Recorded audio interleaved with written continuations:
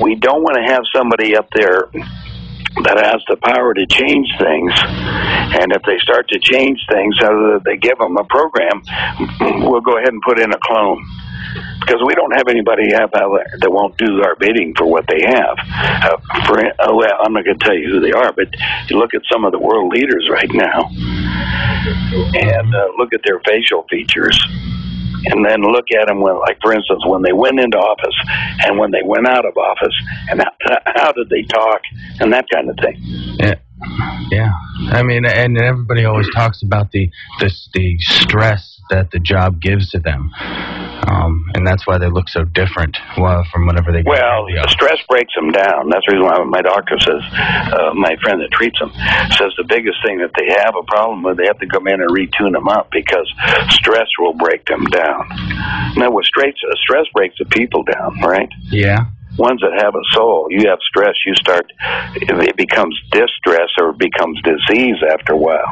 Well, the clones don't have that thing, but because they're thinking beings, it's basically a computer that's running. The stress causes the short circuits in it. They don't have any empathy, is what you're saying? It's a real sci-fi, but it's for real. You and I are living in a real, what we call sci-fi zone, or an X-Files, as I say it. Mm-hmm. That was good, Joe. Okay, thank you. Hey, I have another question on here, actually coming from the internet. Let's see. Lewis Collins from Queensland, Australia. Let's see, George. He visited your site and had a question for you. What is happening in a place called Malini in Queensland, Australia? Do you have any idea, George? No, in Australia, of course, that's where the Rockefellers built their huge underground facility in Pine Gap. That was for 50,000, the so-called elite. When things all break apart, they want to be in the southern hemisphere, and they've calculated that's a compound, and they finished that 10 years ago, 12 years ago, because they were all set, or a little longer. But they've got it running and everything that's going to be underground. Now, the reason why they picked the southern hemisphere, the plan is to get a nuclear, if you want to call it winter, in the northern hemisphere. When we get started, you watch Israel. When I'm telling people, if you see a bomb dropping in Israel, which is scheduled right now, a nuclear bomb, that'll begin World War III, which is planned, and that will spread to the United States. Russia has about 22,000 nuclear warheads. We have about 12,000. And rest assured, they're going to go. They didn't build them just sitting there to play around. They're going to shoot them off. Now, Russia's provided all the nuclear technology to Iran. In the last 6 months or this last year, Russia's been pulling out all the nuclear scientists away from Iran, from Russia. I mean, the Iranians are still building everything, but they have all the stuff and the technology. North Korea has the ability to launch one of their missiles, and some of their missiles can put out frankly, ELF rays, if you want to look at it, to basically bring our country to its knees instantly by shutting down all electronic devices instantly, including your car. Wow.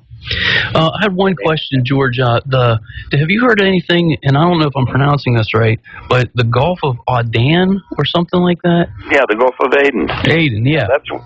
Yeah. What's going on over there? Do you know anything about that stuff?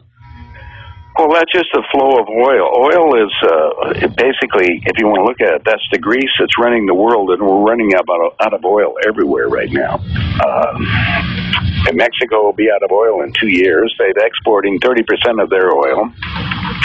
Canada is our largest importer, but the Gulf of Aden is where all the oil flows from that's coming down to the rest of the world from the sweet oil they're coming over there, and that's a hot spot right now. Well, if you look on like YouTube's and that, there's ships from all over, all different countries, and they're saying that there's some kind of a vortex there. That the speculation is that whether it be ETs are coming in and out or will be. I don't know. Well, remember the ET situation is they can't interfere with this because there's 4 basic rules that they have, and that's in the handbook for the new paradigm. And I urge your listeners to go to my website, and you can download it for free, or you can read it for free. And it's nohoax.com. Is that right? Right, and it's called the Handbook for the New Paradigm. And then it and the series of books is to awaken you to who and what you are, and also to give you a solution on an individual basis, and also be part of what we call the ground crew in order to, what you were asking and originally started out, is there anything we can do? And the information in the books is the only thing that I know, because other than the physical realities that we have on the planet, we have to start thinking outside of the box and come back to the spiritual nature of man and understand who and what we really are. And that's all spelled out in the handbook series. That's the handbook, Embracing Rainbow Becoming. Anyway, it's up on the website for free downloading. Okay?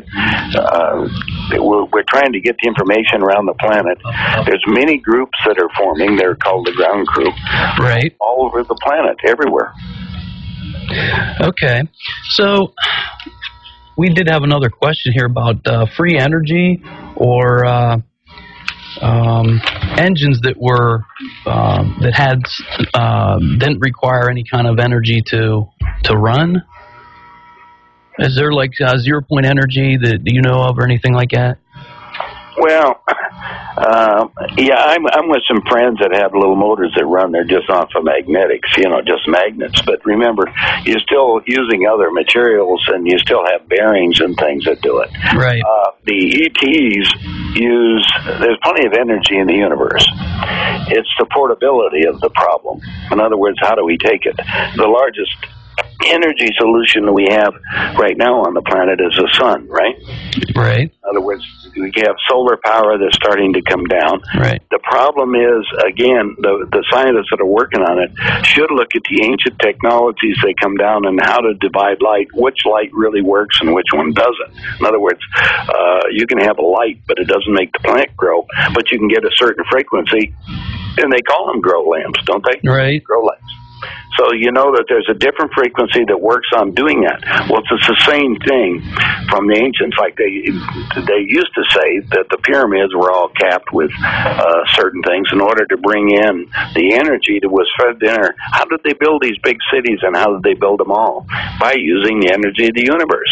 And the universe has got plenty of energy. What we are is nothing more than condensed light or condensed energy. Right. So the idea is, how do we get to that point?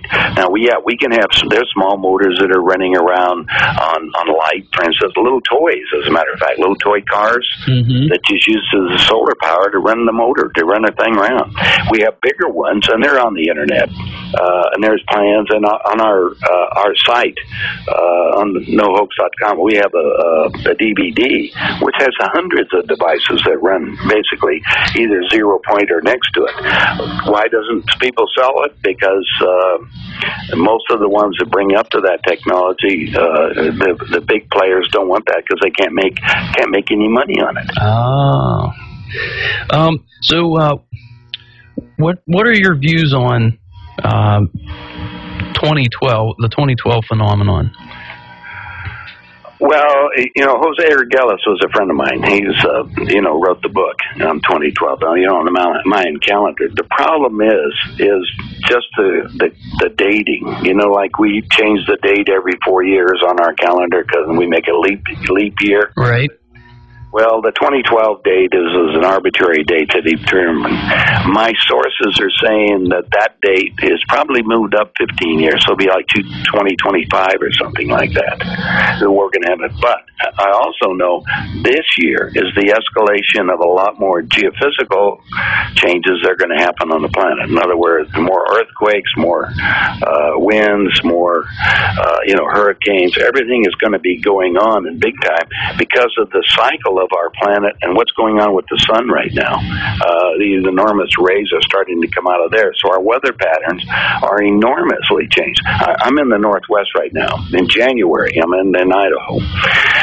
In January, for the whole month, we had 1.2 inches of snow. Now, what has happened in Washington, D.C.? How much snow did we have over there in the last 4 days? Too much. Right. Well, it's the same thing that's going on. It's like going up to Vancouver and having the Olympics up there, and they don't have any snow. The weather is changing all over the planet, however. So